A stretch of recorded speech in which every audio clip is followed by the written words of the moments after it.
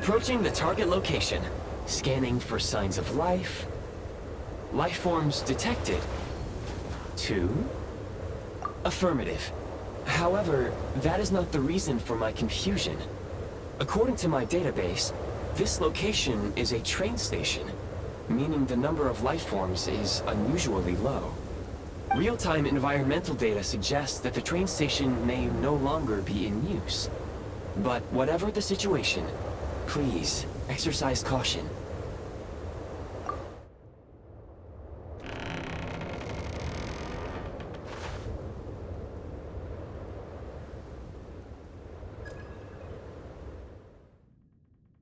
Paimon!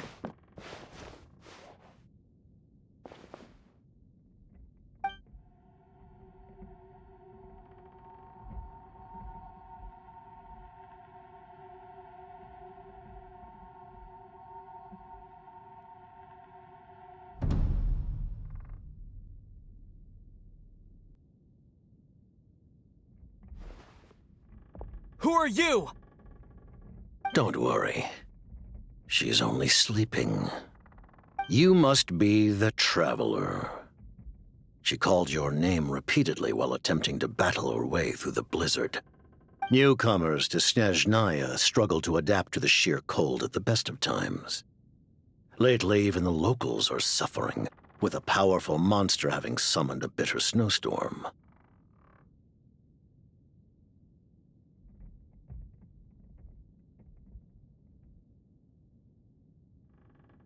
You two must be very important to one another.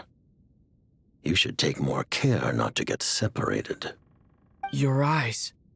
Are you Conrian? There are indeed some Conrians left in this world who survived the cataclysm. But I doubt that is news to you. It would be unwise to interrogate my identity here. Focus your attention on your travel companion instead. We will meet again very soon.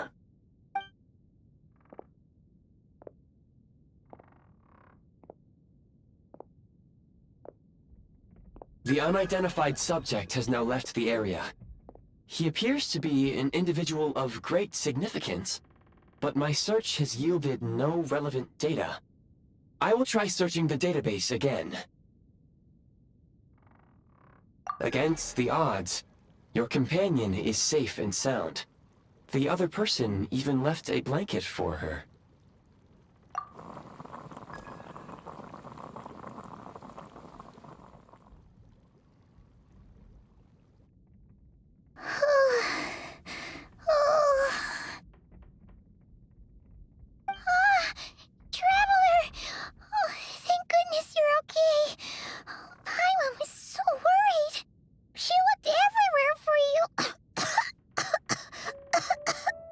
It's okay. Take it easy. Are you feeling all right? Pretty much the same as when we first got to Snezhnaya. Paimon must have caught a cold. She was feeling so faint. She just couldn't keep going any longer. So she had to lie down and sleep it off. Wait, where did the jester go?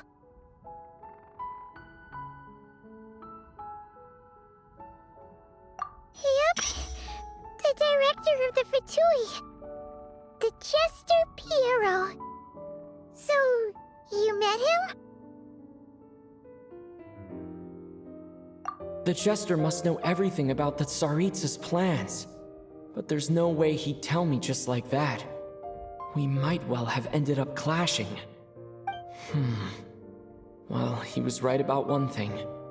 Right now, the most important thing for me is to take care of Paimon while she's unwell. He had no intention of explaining his motives, and he left in something of a hurry. Hey! What the... Who is that? It looks like... half a pair of goggles.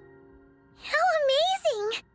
A self-aware, talking pair of goggles. Snezhnaya was once the land of the Fae. There are many ancient creations here that I'm sure would broaden your mind further still. Mind you, My database is also expanding as we speak. You must be a rare creature yourself. Oh, wow! Well, thank you so much. You've earned yourself some of Paimon's favorite candy. Oh, but by the looks of it, you probably can't eat that, can you? Goodwill detected. Instead of candy, perhaps I can suggest my preferred strategy. Please clean me regularly to keep me operating at peak efficiency. Oh, that makes sense. Every pair of goggles needs wiping clean once in a while. Sure thing, mister. Anyway, back to the jester for a second. Paimon's still confused about something. When he first showed up, he already knew Paimon's name. And he acted like he expected Paimon to know who he was, too. Paimon could tell that he was Conrian from his eyes. And he definitely seemed like someone pretty important. But beyond that, Paimon didn't know anything about him. It was only later, after he rescued Paimon from the snow, that he properly introduced himself. That's the only reason Paimon knows he was the jester. Oh, seems unlikely. He ran into the snow following the sound of Paimon's voice, with a really anxious expression on his face. He didn't act like someone who knew she would be here in advance. And after bringing Paimon here, he just stared out at the snow. He didn't do anything to Paimon at all. In fact, he barely said anything. Wouldn't even answer any of Paimon's questions either. Paimon didn't feel unsafe around him, and he didn't seem to have any ulterior motives. For all we know, he might have just ignored Paimon's questions so she'd give up and go to sleep. Please allow me to interrupt. Fatui and director are unfamiliar terms. May I ask for clarification? Wait, you've seriously never heard of the Fatui? Oh, they're like the Tsaritsa's inner circle. Really powerful people. And the director is their boss. Understood. Since they hold elite positions and serve their god directly, it stands to reason that they would conduct themselves with due decorum. I am inclined to agree with your assessment, Miss Paimon. I did not detect any ill will from the gentleman in question.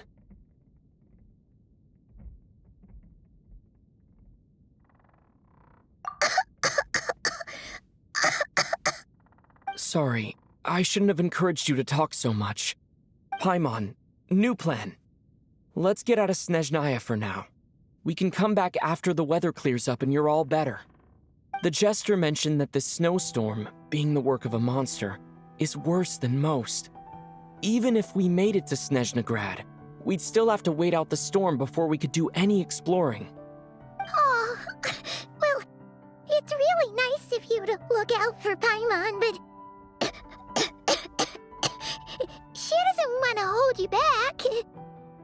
We were really psyched up for this journey when we first set off. Just think of all the burning questions we have. If we turn back now, who knows how long it'll take before we finally get answers. Further information is required regarding the monster situation. But objectively speaking, there is another, more pressing issue at hand. At this point, we have traveled a significant distance into the blizzard. Were we to turn back now, the road would be extremely treacherous, especially since we would need to travel on foot. If, however, we continue onward, there may be a better solution. Do you remember what I said as we neared this location? I told you that this is a train station. While it has evidently fallen into disuse for unknown reasons, the tracks remain intact. We can break through the blizzard and forge ahead by driving a train. That is the Snezhnayan way. There is a small town up ahead, which would be the perfect place for Miss Paimon to rest and recover. Paimon thinks Goggles here makes a great point. Let's do that! Oh, come on. Don't worry. Think of all the traveling we've done so far. When has Paimon ever gotten sick before? Practically never. 'Cause she's in great shape.